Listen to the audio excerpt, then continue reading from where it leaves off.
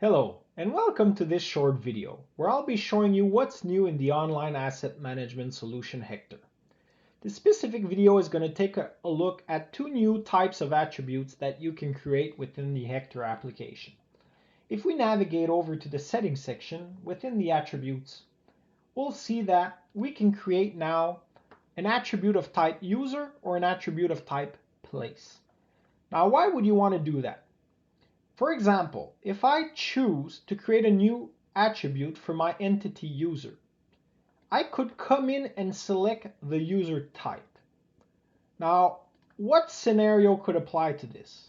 Well, if I wanted to identify the manager of a user, for example, I could come in and specify the name manager, enter the manager, and then click Save and List.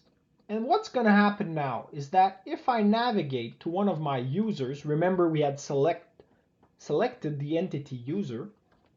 If I navigate to one of the users, I'll see that my attribute is of type user.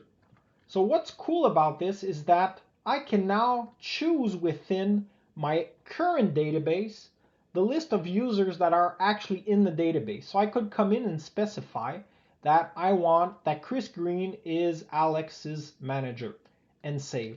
So I've now captured this information within the application itself thanks to the user and place type field.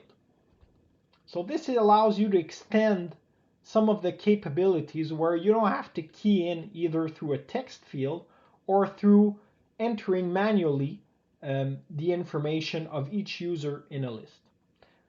So thanks for watching this video. I hope you enjoyed it, and I look forward to seeing you again on future videos. Have a great day.